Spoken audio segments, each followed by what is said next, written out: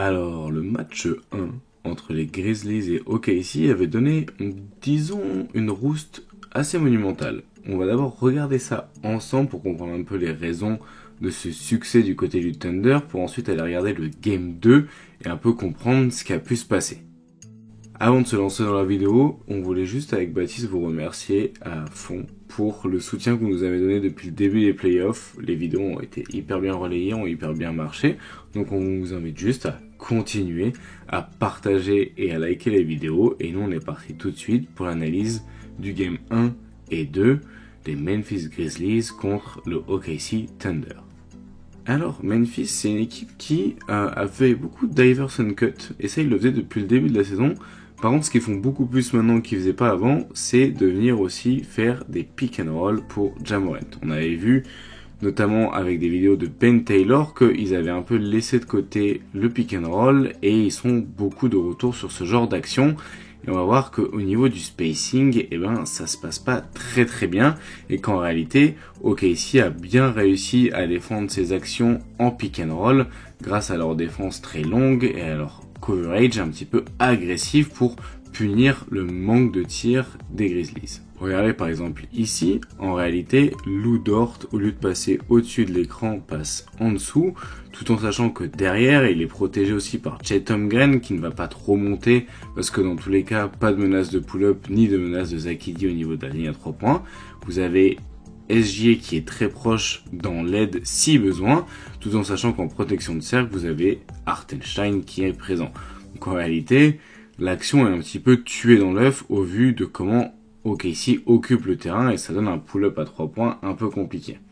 Donc déjà, au niveau du régime de tir qu'a réussi à obtenir Memphis face au OKC Thunder lors du premier match a été assez problématique. Et en plus de ça, il y a eu beaucoup de pertes de balles qui se sont accompagnées et qui ont créé en fait beaucoup de transitions. Ils ont eu énormément de mal à aller au bout des actions, et ce qui a offert énormément d'opportunités pour OKC d'aller marquer en transition.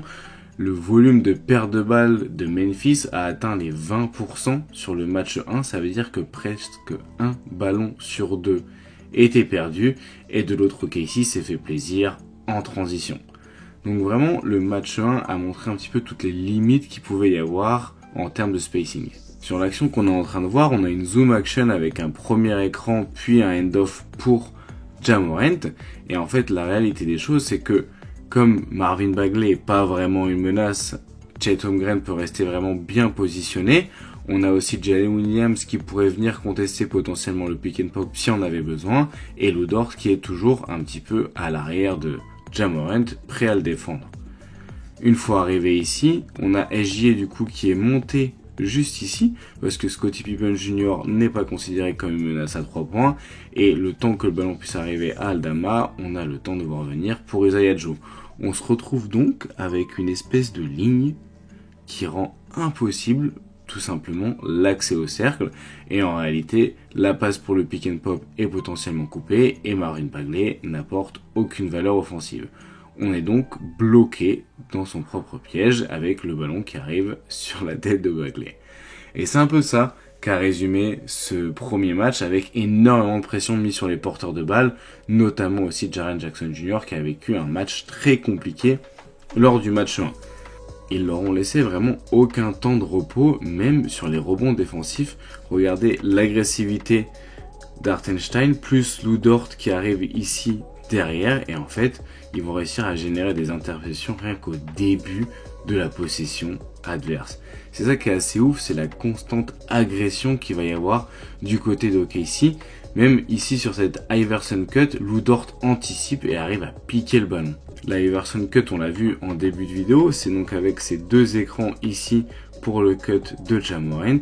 Mais en fait, cette action est tellement souvent utilisée par les Memphis Grizzlies que Lou Dort sait à quoi s'attendre, et avec la précision et la coordination de ses mains et de ses yeux, il arrive à piquer le ballon. C'est une nouvelle transition pour Oklahoma qui s'est vraiment nourri de ça tout au long du match.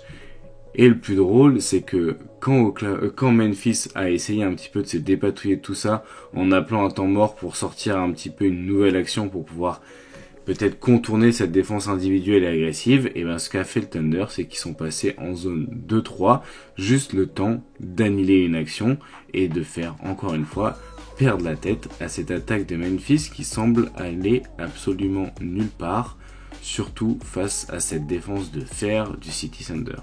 Et en plus, ce qui a été impressionnant, c'est que on avait peur peut-être pour le rebond défensif de la part de OKC, et on avait peur qu'il se fasse peut-être un petit peu bouffer, et en fait pas du tout. Ils ont vraiment été hyper constants tout le long du match là-dedans, ils ne sont pas laissés avoir, ils ne sont pas laissés dominer physiquement, ce qui leur a permis en plus d'annihiler le peu d'opportunités que Memphis aurait pu avoir un petit peu sur ce genre d'action. C'est donc un match complet. On a vu 2-3 possibilités néanmoins pour Memphis.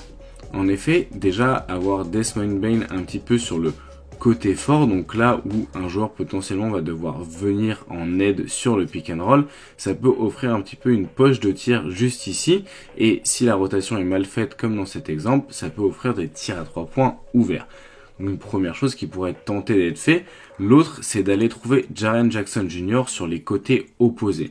Donc bon, il n'a pas mis ses tirs au premier match, mais je pense que d'avoir un pick and roll sur un côté et d'avoir Jaren Jackson dans l'autre, pour pouvoir aller un petit peu le chercher et en fait potentiellement lui offrir un petit peu des zones de tir, ça peut être un moyen peut-être d'arriver un petit peu à relancer sa série. De l'autre côté, que dire à part que Hartenstein et son flotteur ont absolument tué la défense de drop de Zach Edey et des Memphis Grizzlies. Ils n'avaient pas vraiment besoin d'être bons sur demi-terrain tellement ils ont dominé par la transition, mais rien que d'avoir cette alternative de Chet Holmgren et Isaiah Hartenstein un petit peu pour battre le deep drop, soit sur du pick and pop juste ici, soit avec le toucher d'Hartenstein sur le flotteur comme on a montré juste avant, c'est vraiment une très bonne manière un petit peu de tuer cette défense qui défend très très bas, et en fait ça permet tout simplement d'offrir une alternative avec un peu de spacing. On sait que le spacing c'est pas forcément la force de OKC, mais ils arrivent quand même à s'en sortir.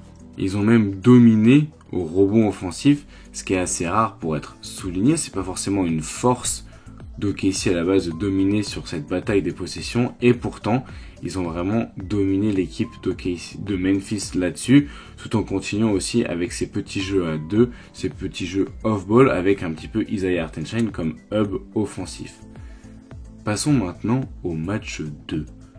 Le match 2, match un peu vengeance pour Jaren Jackson Jr. Et on va voir que nos oursons se sont un petit peu réveillés. Alors déjà, ils sont allés bien plus loin dans l'attaque du drop. Et là, on retrouve le drop de Chet Holmgren après un très bon écran de Zach Edey qui a complètement coincé Lou Dort. Et en fait, plutôt que de s'arrêter dans la zone du flotteur, pourquoi ne pas profiter de l'élan pour pouvoir aller encore plus loin? Et c'est un petit peu ce qu'ils ont essayé de faire. Ils ont essayé d'aller au plus loin possible et remarquer aussi la vitesse avec laquelle Zach Edey va essayer de se plonger au cercle. Pourquoi ? Pas forcément pour offrir une solution de passe, mais plutôt pour offrir une solution de rebond offensif.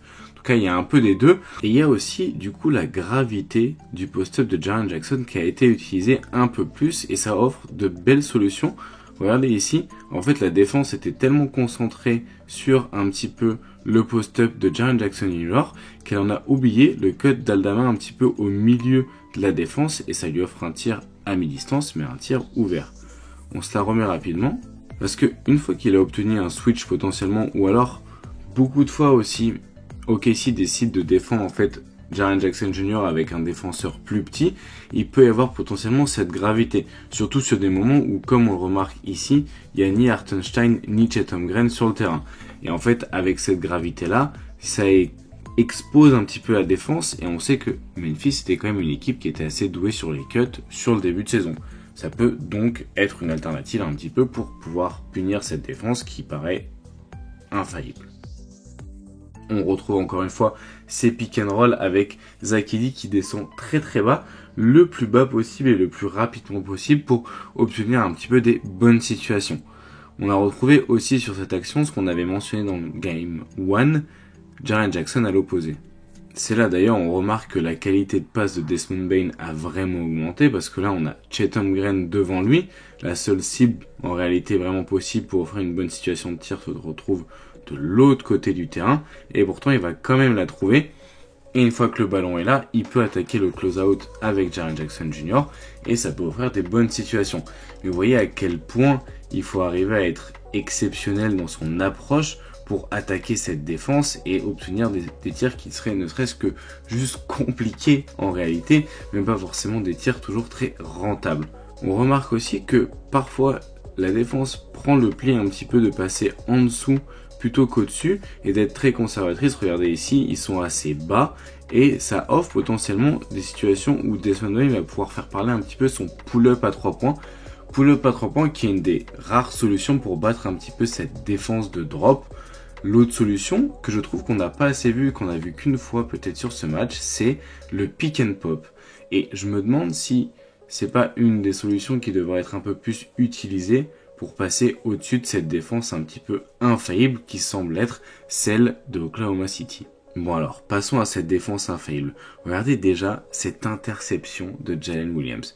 C'est absolument fantastique. Il a la tête coincée entre les hanches et l'épaule de Desmond Bane et pourtant il arrive quand même à prendre le ballon. Et en fait, ils ont toujours été aussi infaillibles sur les lignes de passe. Ils ont toujours autant aspiré le pauvre petit spacing des oursons et ils les ont totalement empêchés d'avoir leur jeu entre guillemets un petit peu léché autour du pick and roll et des cuts. C'était impossible de retrouver ça tant ils ont aspiré le spacing et mis la pression sur les porteurs de balles. Et c'est bien là en fait où peut-être que ça manque de qualité ou ça manque de spacing dans les porteurs de balles du côté de Memphis. Memphis était déjà une équipe qui perdait beaucoup de ballons en saison régulière et franchement rien ne s'améliore avec ce manque de spacing. C'est donc hyper difficile d'atteindre la zone du cercle. Regardez 1, 2, 3, 4 joueurs dans la raquette. Lou Dort qui reste coincé dans l'écran, mais entre guillemets, c'est pas si grave que ça parce qu'on avait un Chet Holmgren de grande classe hier avec 5 contres qui a vraiment très bien défendu le cercle.